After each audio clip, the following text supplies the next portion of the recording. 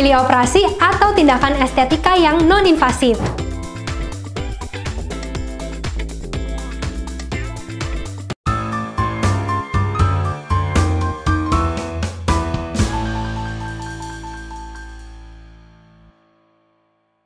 Nah, kalau operasi itu merupakan prosedur invasif, jadi ada proses pembedahan, kalian akan dibius dulu secara general anestesi biasanya, kemudian ada pemotongan, penambahan, ataupun ada sayatan-sayatan, tergantung nanti kalian akan dioperasi jenis apa. Nah, untuk tindakan estetika, ini non-invasif, bukan tindakan pembedahan. Jadi hanya kita lakukan seperti laser, teknik injeksi seperti filler, botox, ataupun tanam benang. Dan juga masih banyak tindakan-tindakan estetika lainnya yang non-invasif. Untuk tingkat recovery-nya pasti kalau operasi itu membutuhkan waktu yang cukup panjang dibandingkan untuk yang non-invasif seperti tindakan estetik. Contohnya kalau misalnya kalian operasi nih, itu dalam 2 minggu sampai 1 bulan biasanya masih terlihat agak bengkak. Nah, biasanya operasi itu benar-benar hilang bengkaknya 3-6 bulan ke depan. Tapi kalau untuk tindakan-tindakan estetik, bengkaknya ini sangat minimal sekali, bahkan tidak kelihatan ada bengkak sama sekali gitu. Bila ada bengkak pun hanya 3-7 hari ke depan. Untuk tingkat nyeri, biasa kalau operasi kan kalian akan dibius umum, jadi selama tindakan kalian nggak akan merasakan nyeri. Nah, tapi setelah operasinya selesai, itu kalian bisa merasakan nyeri dan juga rasa yang tidak nyaman di area-area yang dioperasi. Terutama misalnya kalau kalian operasinya banyak atau operasi seperti potong rahang, facelift, dan juga lain-lainnya. Untuk satu wajah banyak, nah ini tingkat nyerinya lumayan guys. Kalian dalam beberapa hari ke depan pasca operasi itu akan bisa merasakan nyeri. Dan juga karena operasi itu ada tindakan pembedahan dan juga adanya bengkak, biasanya dalam beberapa bulan itu bisa ada rasa kebas di wajah dan tidak nyaman. Sedangkan untuk tindakan estetik, karena kita tidak ada pembedahan, bengkak juga minimal, kalian bisa langsung aktivitas, tidak ada rasa yang mengganggu dalam beraktivitas.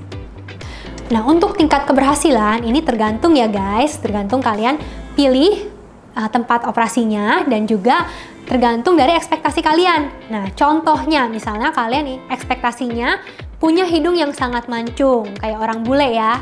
Nah, tapi ternyata space hidung kalian tuh sangat kecil, sangat tipis. Nah, ini nggak akan bisa jadi mancung sekali kayak orang bule. Jadi ekspektasi kalian juga harus diturunkan. Kemudian kalau untuk keberhasilan lainnya seperti bekasnya luka kah, sayatannya bagus atau enggak, nah ini tergantung dari dokternya. Kalau memang tekniknya bagus, sayatannya nggak kelihatan, nah ini juga hasilnya bisa bagus. Nah, kalau tindakan estetik karena tidak ada pembedahan, nah kalian nggak usah khawatir adanya bekas-bekas luka yang mengganggu, karena cuma ada bekas 1 injeksi, beberapa kali injeksi dalam beberapa hari ke depan sampai 1 minggu pun bengkaknya hilang, biru-birunya hilang, dan juga kalian akan langsung bisa beraktivitas saat itu juga. Jadi muka kalian nggak akan terlalu kelihatan bengkak saat tindakan estetik. Nah, untuk tindakan estetik kalian juga harus berhati-hati memilih dokter dan klinik yang tepat, karena jika bukan dilakukan oleh dokter yang berpengalaman di bidangnya dan juga klinik yang terpercaya itu bisa banyak menimbulkan komplikasi. Karena sudah banyak kejadian, banyaknya komplikasi-komplikasi pasca tindakan estetik dan ternyata itu bukan dilakukan oleh dokter.